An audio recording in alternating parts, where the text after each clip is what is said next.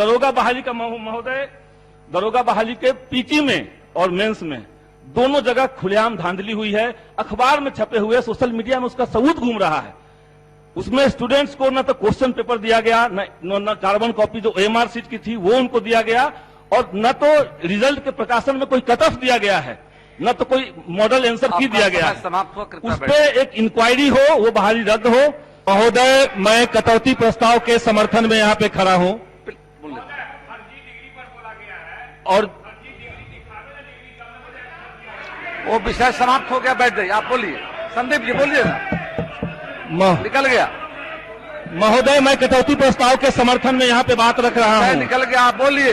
और जिस तरीके से इस सदन के अंदर, शेखर बाबू प्लीज बैठ जाइए। आप यहाँ के संजय जी बैठिए, बोलिए आप। महोदय, जिस तरीके से इस सदन का कस्टोडियन आप हैं, वैसे ही इस देश का कस्टोडियन, इस देश के लोकतंत्र का कस्टोडियन यहाँ का संविधान है।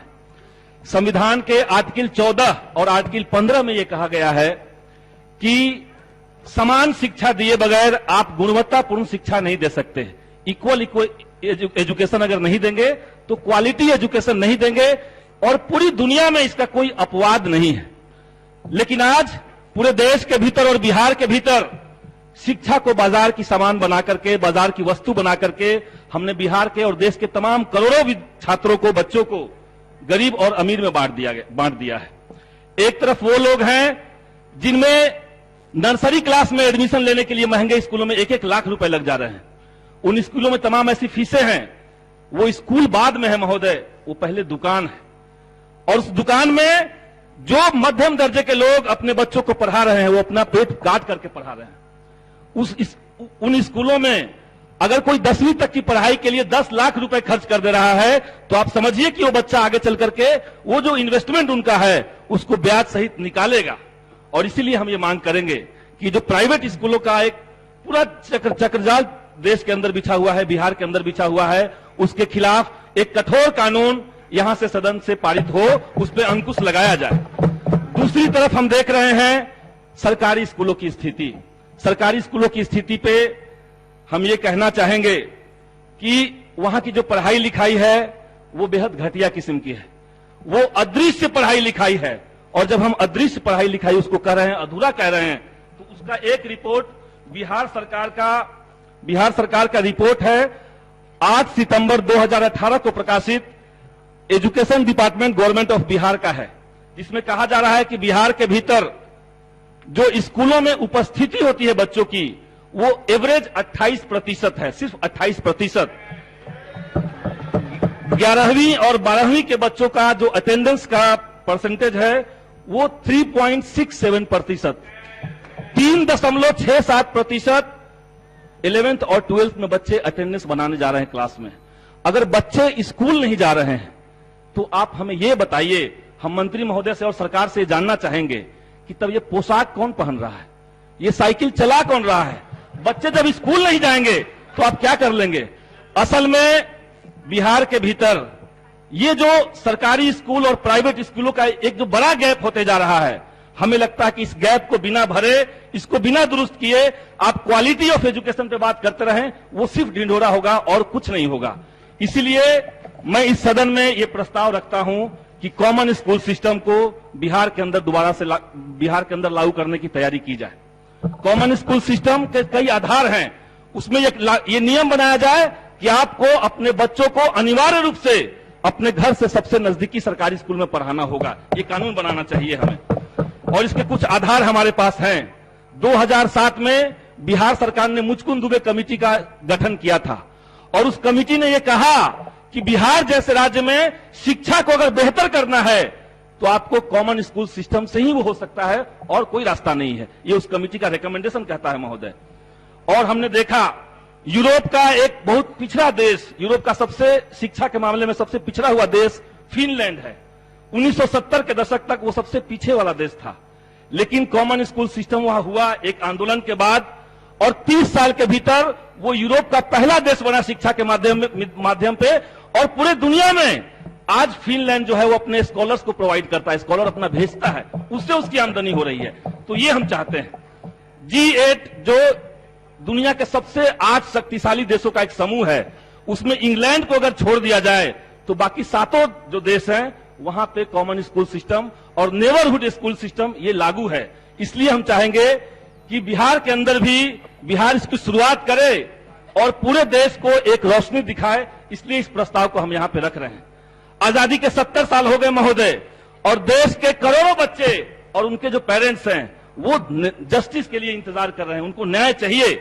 और शिक्षा के मामले में न्याय तभी संभव होगा जब आप कॉमन स्कूल सिस्टम को, समान शिक्षा प्रणाली को बिहार के अंदर और देश के अंदर लागू करेंगे। इसलिए इस प्रस्ताव को हम यहां पे रखना चाहते हैं। इस सदन के सामने मैं एक दूसरे बात की तरफ ध्यान आकृष्ट कराना चाहता हूं।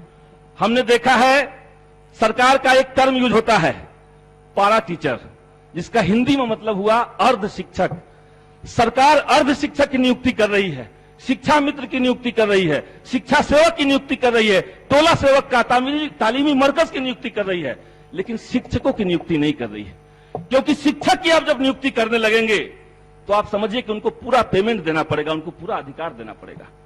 पूरे बिहार के भीतर 3.25 लाख शिक्षक हैं जो समान काम के समान वेतन के लिए संघर्ष कर रहे हैं।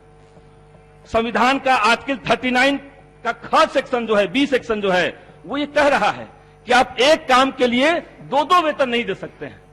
महोदय, हम इस सदन में ये बात कहना चाहते हैं कि माननीय विधायक यहां पे जितने हम लोग मौजूद हैं, अगर ये नियम बन जाए कि आधे विधायकों को पूरा पेमेंट, पूरा टीए और डीए मिले और आधे विधायकों को कोई टीए डीए नहीं मिले, सिर्फ आधा वेतन मिले, आप समझिए इस सदन के अंदर किस तरह का माहौल होगा, सदन का लोकतंत्र कैसा होगा, यह समझना चाहिए।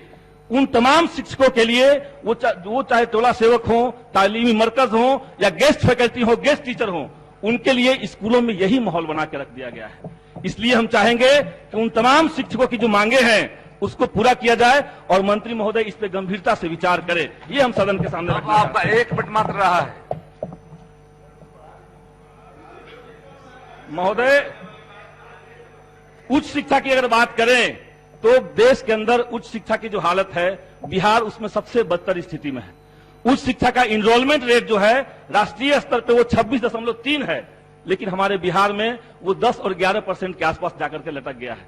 हम नए विश्वविद्यालय नहीं खोल रहे हैं, पूरे बजट के भीतर पॉलिटेक्निक और आईटीआई से आगे की बात नहीं की गई है, और हम धड़ाधड़ कॉलेज और स्कूलों को बंद करते जा रहे हैं।